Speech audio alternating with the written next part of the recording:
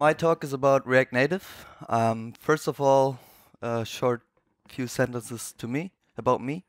I have been studying computer science, not finished yet. I've been working for 2 years at About You as a front-end developer in a working student position. And just last year, we launched our first app ourselves. It's called Who Cares? And it's written completely in React Native for both iOS and Android. Before I begin, I just want to get an impression of the audience I'm talking to. So the first question is just raise your hands if it applies. Have you ever used React on web? Yeah. Have you ever used React Native? Nice, cool. Did you ever develop for iOS and Android natively? Okay, cool. So yeah, I think this talk should be interesting for you then, I hope. So let's start. I want to first talk about this monster, Java.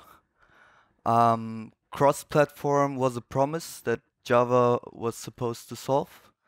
Was the tagline, the marketing tagline for Java is, as you may know, write once and run anywhere. But I mean, maybe you know how it really is. We cannot really use Java for cross-platform development on mobile yet. I mean, you can, but Java is reserved for Android. And if you want to write an iOS app, you have to learn ObjectiveC, you have to learn Swift, and which is worse, you have to learn the whole ecosystem, how it works, which usually takes up more time than the language itself. So what are we supposed to do? We've been promised cross-platform, but yeah, I didn't see it until React Native. So first of all, why care about it at all? React Native, as you may know, you can write cross-platform applications for iOS, for Android, for Windows Mobile. Whoever wants to write for Windows Mobile, I don't know, but you can if you want to. And here we have statistics about the language usage on GitHub. It's 323,000 active repositories on GitHub right now, and JavaScript is #1. So you can say it's quite well adopted because of its easy nature. Everyone can learn it. Everyone can learn it in 5 minutes or so, and you can really begin to be productive fast.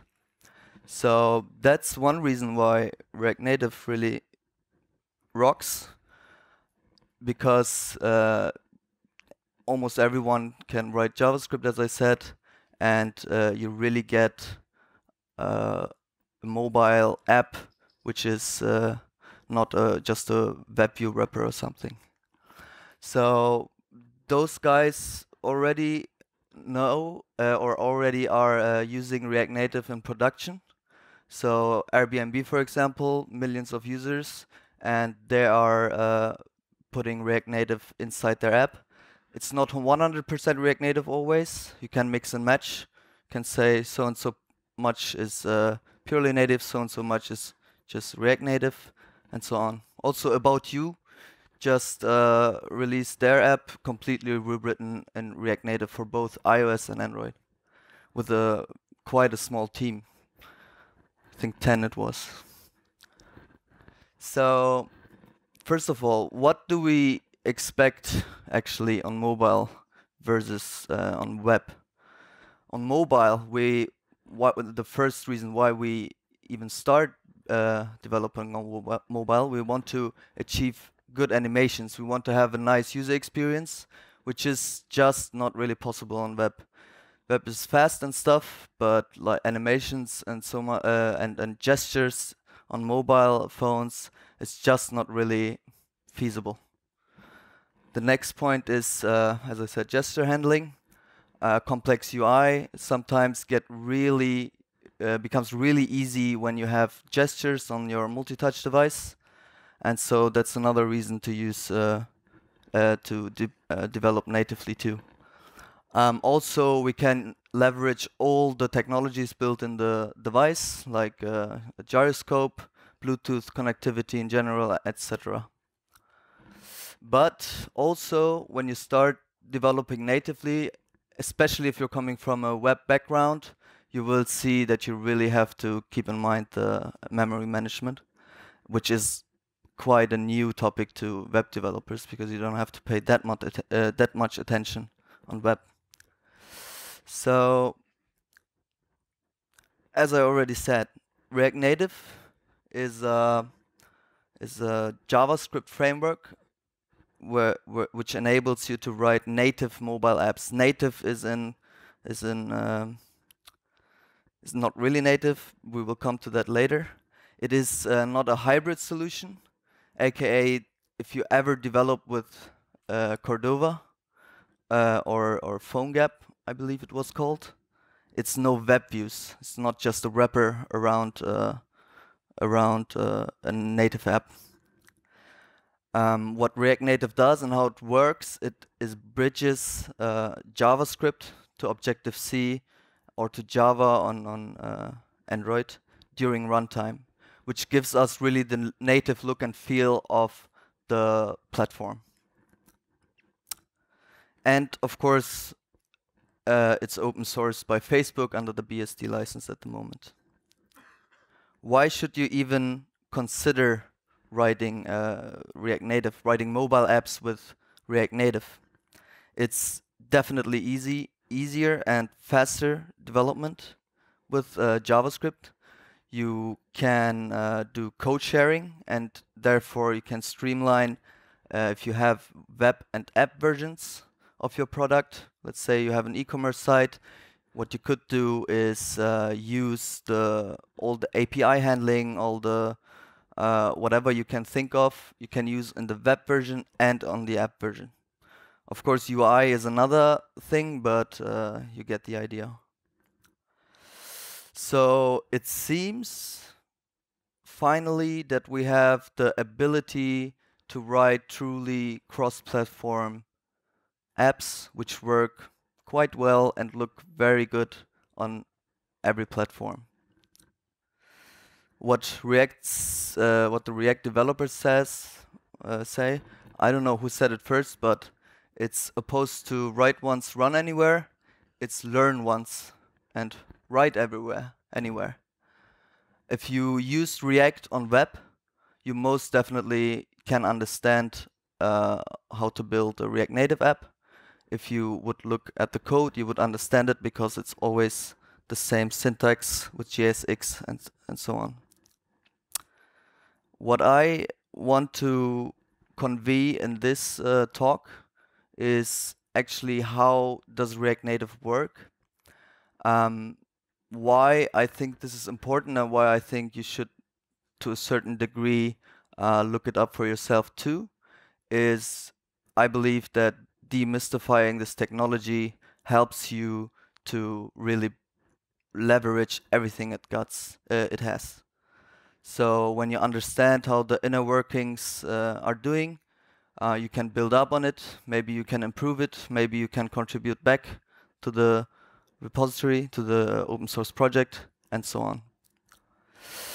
So we've had some native iOS developers here when I'm remembering it right.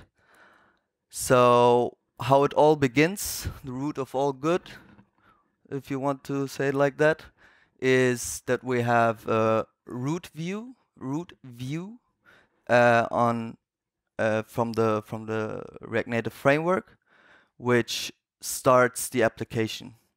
So this one here, this line of code, it's when you've ever done native development on iOS, it's on the app delegate.m. This is, so to speak, the starting point for all apps, for all native apps. And what just React Native does is it creates its own root view and starts the application from the JavaScript bundle it created before, where we can see at the first line. So yeah, almost all of you have used to have worked with React, so you may are familiar with this syntax. It's just a very simple view, and it renders to a view which you can compare to a div tag on web, and nested in it is there is a text. Is a text tag, which is comparable to a span on web. So that's actually it. This is like the most simple app that you can write with React Native. Of course, the imports and stuff are missing, and I see that I forgot that it extends component. This is very important. Sorry for that. Yeah, but this you get the idea. The reason why React Native is even possible is that React has this virtual DOM. You may have heard about it. But instead of the DOM on iOS, we just use UIKit.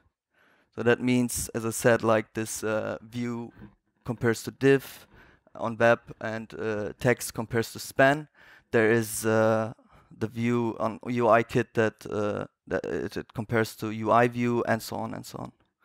Yeah. So what we just have to do is build a kind of a bridge that enables us to call or to declaratively style our components or build our components, and then React Native just translates that during runtime into the UIKit stuff like buttons and views and whatsoever.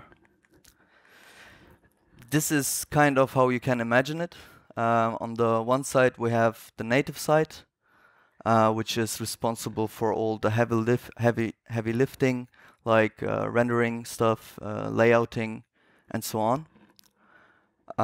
In the middle, we have the bridge, which enables us the communication between the JavaScript world and the native world. And the nice thing is, on the JavaScript world, you can do whatever you want. You can use, of course, ES6.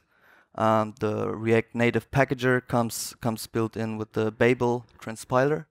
So what you can do is write ES6 or even TypeScript, which is pretty nice. And you have all the packages, almost all the packages, which you can use for your web development, which you can find on npm. You can also use on React Native. So this is a huge bonus, I believe. Very shortly, so you can imagine it maybe better. The bridge architecture. So how does it work? We have 3 queues or 3 threads which are running. We have the shadow queue. This is the first one. This is responsible for the layouting. So you all know about Flexbox, I assume. React Native uses that too. It on this thread, it is solely this thread's responsibility. Sorry, is solely responsible for layouting. The next one is the main thread, where all the rendering happens, the magic, and the last one is JavaScript core. On iOS, it's called JavaScript core. It's been I think it's been introduced on iOS 7. This enables us to run JavaScript in ObjectiveC. So it comes, the platform already comes with it, which is a huge plus. So yeah, this is how it looks like. We have, as I showed you first, the native side, the bridge in the middle, and the JavaScript side. So let's assume we want to render a simple view, a component. What happens then is the arrows that you see there is a loop, the JavaScript run loop. What happens there is React Native gathers those commands or those components and their render methods and puts them in a batch, where we then later can say with the UI manager module to create a view, to create a text component, and so on and so on. What then happens after a certain amount of time passes, we send all the data in a serialized manner to the native side. There, again, the shadow queue and the main thread kicks in, and we got this rendering happening during the runtime. This batched approach has a very simple reason. The only thing that makes the React Native, okay, the only thing is maybe exaggerated, but the one thing that can make a React Native very slow is to send data over the bridge all the time. Because then that's where the UI can block. That's where, yeah, it just gets slow.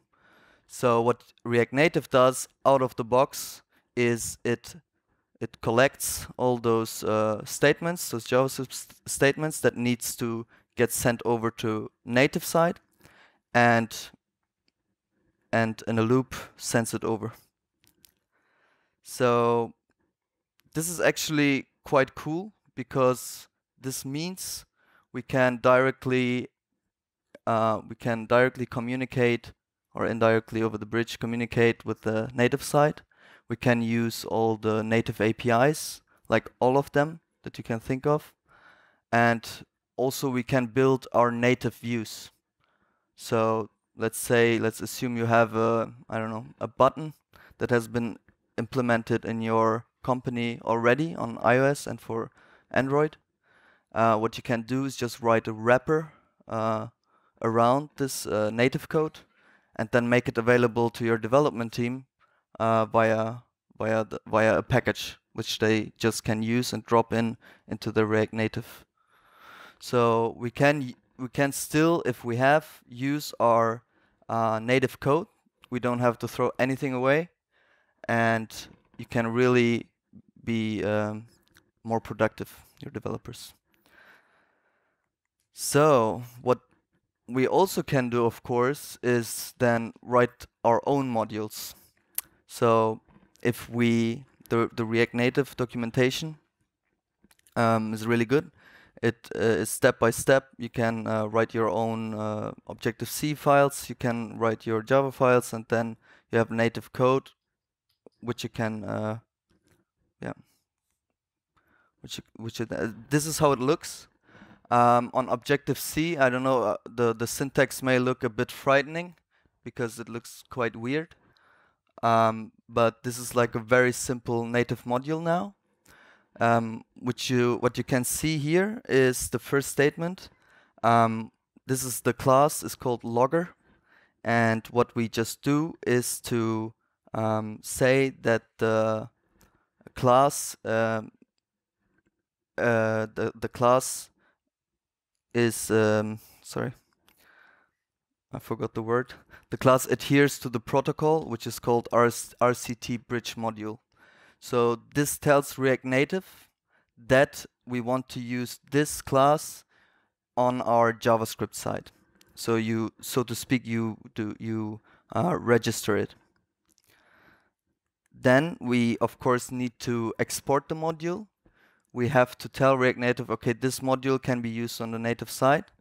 And this RCT export module is a so-called macro. You don't really have to understand what happens there, but it's very easy actually. What it just does is it creates a JSON file and exports it to the bundle. So JavaScript knows, okay, this module I can use. What you then have is a export method macro. This one is called greet. I know the syntax looks a bit weird, but it's the method name is greet, and it takes in one parameter, which is a string of name. What it does, it just logs what it gets, and it tells the bridge that something happened. In this case, the event name is greeted. Also, what we can do is send a payload with it in the body parameter. On the native side, this is really all you have to do. You just import native modules from React Native, get it out of the native modules component, and then you can use the methods that you previously declared, and it will call the native code. The code.talks log now appears on the native side, not on the JavaScript side. You have argument types, of course, which you can pass over the bridge. String, and this compares to NSString on the JavaScript on the Objective-C side, and to string on the Java side, and so on. So this is the data that you can send over the bridge. We also, of course, we want to know when something is finished, or when our method that we wrote is finished. We want to have a callback, of course. This is the very nature of JavaScript. And what we can just do is to pass a RCT responder block, which is also a React Native class. And in our method, at some time we just call it. On the JavaScript side, it then looks like this. We just pass, as we are used to, we just pass the function here as a arrow function. Which is quite cool is also that you have promises. So promises make everything look a bit nicer. The code is better readable, so we want to have that on React Native too. This is a bit experimental, so if you want to use it, just keep that in mind. What you just do is remap the method. This is another macro that you use in your native module, and you have, as you may know, in JavaScript, it's the same. It's resolve and reject methods, which you can then call in your code. Yeah. This is then how it looks, obviously, on the JavaScript side.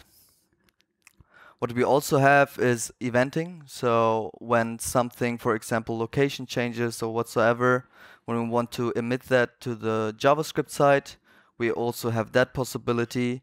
We just, as you see here, where is it? As you see here, we just adhere to the RCT event emitter protocol,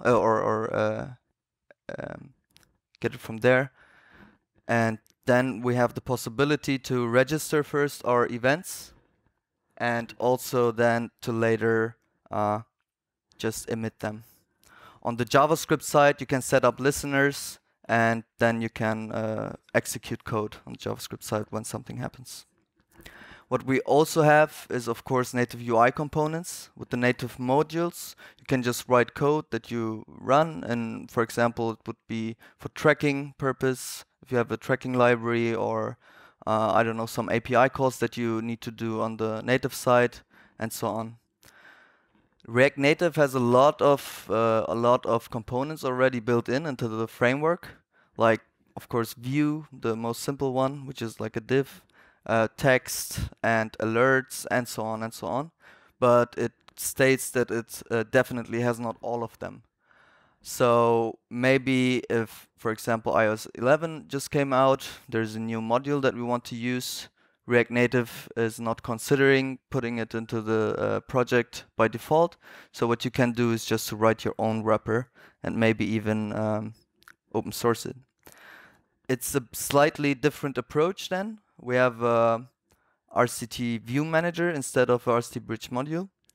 But still, we have a view method, which you have to have in your native UI component, which just returns any view.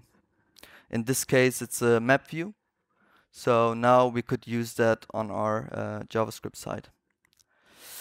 This is then how it looks on the JavaScript side. We, instead of native modules, we import require native component and pass in the name of the module, which how we called it on the native side.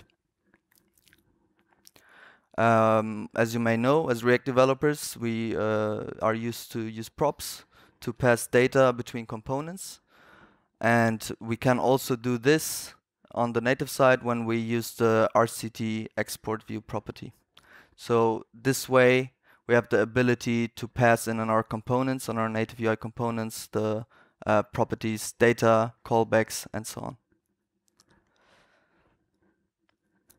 This is how it would look then on the JavaScript side with the map view. Yeah. just skip a bit because we don't have much time left. The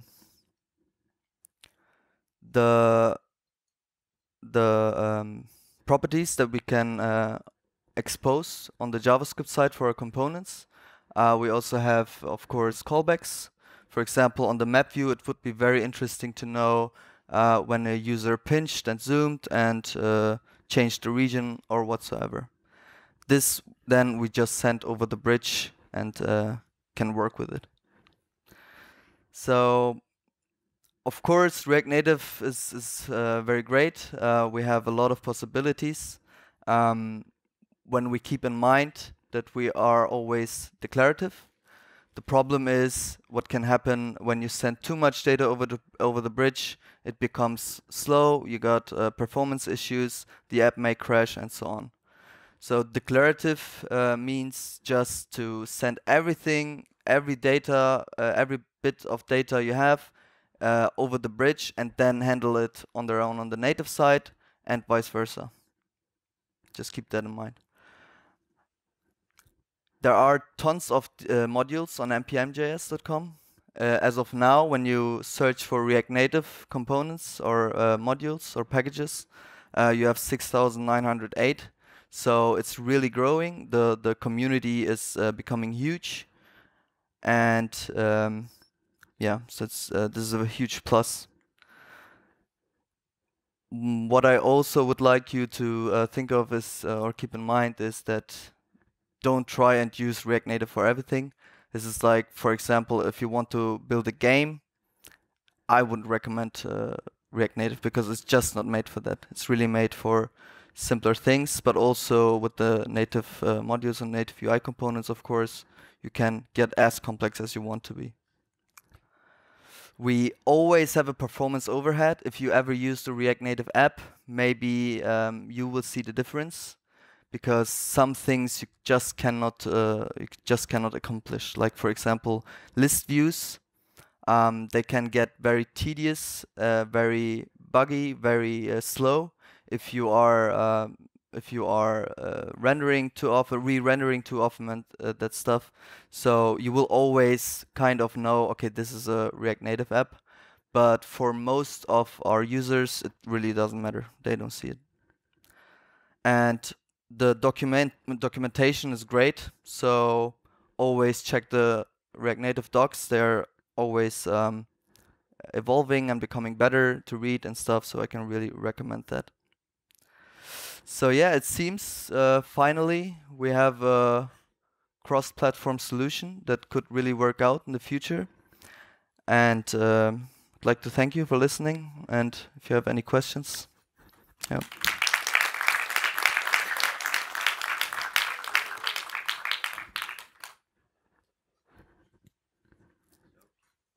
Ich höre dich nicht. It's okay. Hey. Okay. Hello. Thank you very much, Enes. No problem. Ah, you're the moderator, right? Yes, I'm the moderator. Thought you want to ask something. Okay, so first of all, is it on? It's not on, right? It's not so loud. Okay. Okay, first of all, thank you very much. Very insightful and also entertaining. So, yeah, first of all, are there any questions from the audience? Sorry, you asked it already, right? Yes.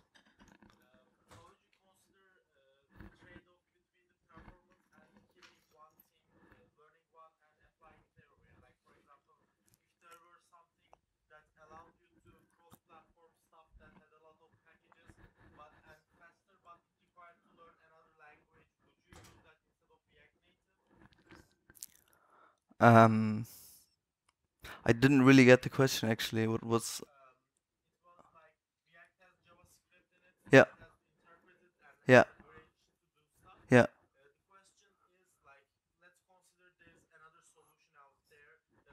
I see.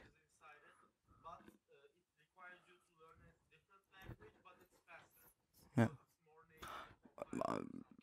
Yeah, of course, that sounds great, but I don't see that coming. Like iOS has Objective-C and Swift, Java, Android has Java, Windows Phone has, I think, C# or something. And I can understand that Apple and Google want to keep it that way because they want to lock in developers to their platform, you should develop for that. So I don't really see that coming, but if it's out there, why not? I would do it. Would you? So, yeah, all right. Any other questions? Yes? What is the, when you profile like startup times of an app like that, what order of magnitude are we talking with performance overhead? It is a conceivable, let's say it that way. I don't have any numbers on that, but if you ever developed natively and then switch to React Native, what just happens is this bundle has to be loaded, the JavaScript bundle that we create or the packager creates. So you just have this overhead if you want it or not. But what I really believe is that normal users don't really see that. So the startup time is definitely a thing, which is I think also which should be better in the coming releases because they're working on this fiber stuff. I don't really know, but yeah. I'm a beginner with this technology, but where do you see the more demand or more growth in this respect? HTML or HTML5 apps converted to React Native apps, or old iOS apps converted to JavaScript in order to have a broader developer base? Do you see any trends, or what do you think about this? What React Native really, what it was new at was that you don't have this web views, which you usually had in cross-platform development. I don't know if maybe you know Cordova. This is really, you have like a web view which is started at runtime, and then you just have a browser application.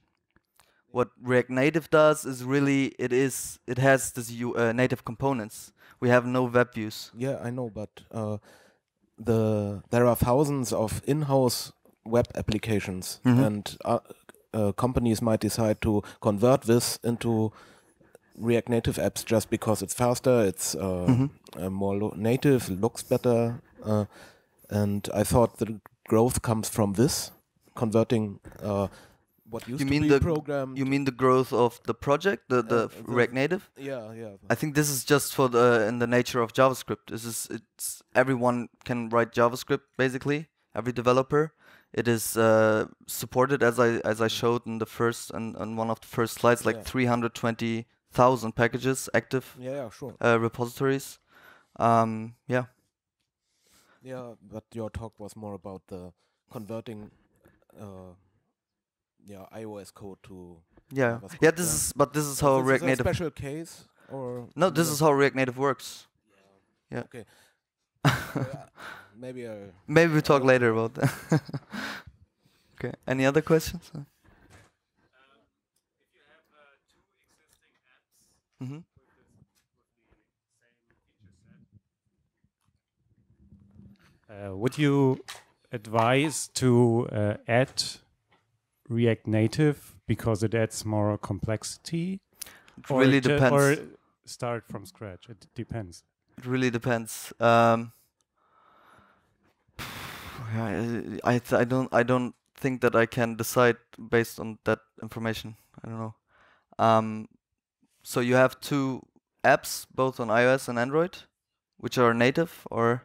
Yes, exactly. And we have currently we have the problem. Our Android team is much smaller than the iOS team, and so we develop in two different speeds.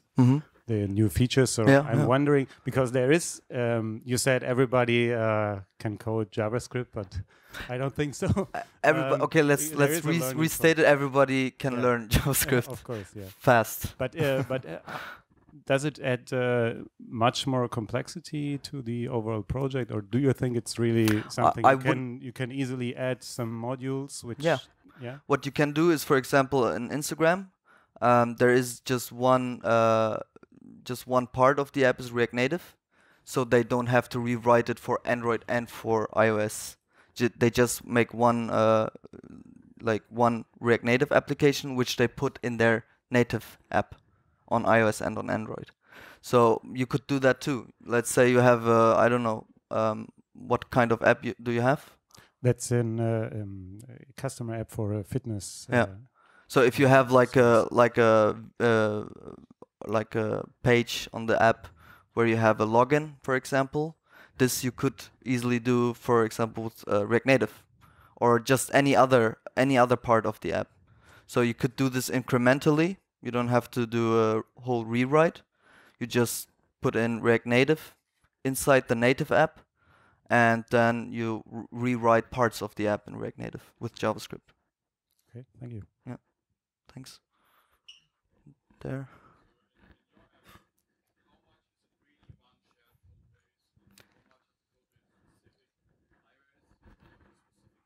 Yeah, nice question. It's, I think, 95%.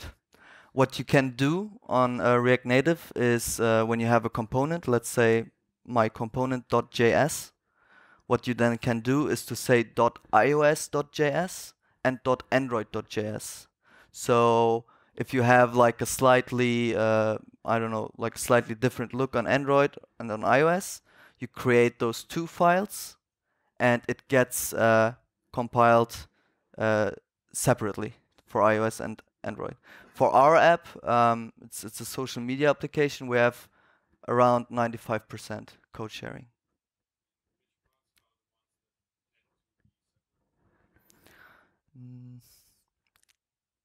It's sometimes you have, for example, on Android, you have a drawer navigation which comes out from the site. On iOS, you have a tab bar. What you could do, for example, we don't have that, but we just have a tab bar for Android and iOS.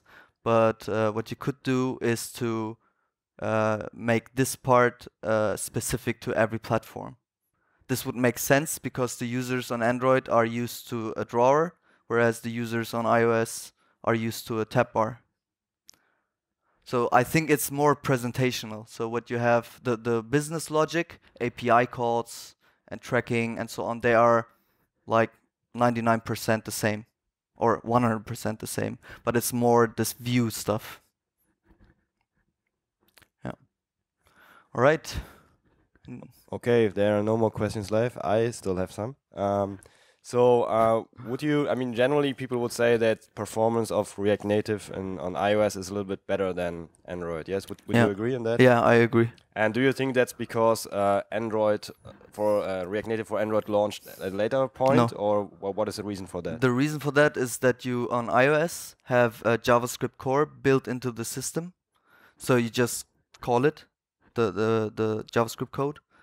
On Android, they had to ship their own JavaScript runtime, so there is a bit more overhead because you have this runtime also running. So the bridge architecture looks a bit different on Android, and that's why there is this performance difference. But I would say it will get better in the upcoming releases because you just see how fast this framework develops and grows. Okay, cool. And another question. So everybody's talking about React Native right now, and everybody's using it, and it's really hyped. But of course, there are downsides to everything. What do you think are the biggest downsides or the biggest pitfalls that every developer has to look out for? It is not to go into it with the expectation that it is magic and it works perfect. You still have to know a bit about the ecosystem of Android. You still have to know about the ecosystem of iOS. And you, at the end, you have to, for example, you have different release processes. On iOS, you put it on iTunes Connect and so on and so on. So just don't go with the expectation into it that it will solve everything. I think this is one pitfall, where also when you are on Stack Overflow or something, you see like people getting angry about it because they had wrong expectations. Yeah. All right, cool. So one last thing, maybe something about your very interesting CV. So before you worked at About You, and then you founded your own company. Yeah. And you even got funded by Next Media Accelerator, right? Yes. And what are your biggest learnings from launching a product, your own product, like developing it and launching it and bringing it to the market. So from a technical point of view, but also from like personal learning and self-development. From a technical point of view, if you don't have the resources, don't launch on both platforms. This was a big learning because Android is even with React Native is still it's a pain in the ass. From a product perspective, just don't concentrate too much on design and stuff. Just have to work and stuff. Yeah. Maybe that's all. What's your biggest takeaway for your life from starting a company? It's fucking hard. Yeah. All right. Yeah, I think we could end with this. Are there any more questions? Then thank you very much. Thank you. Bye.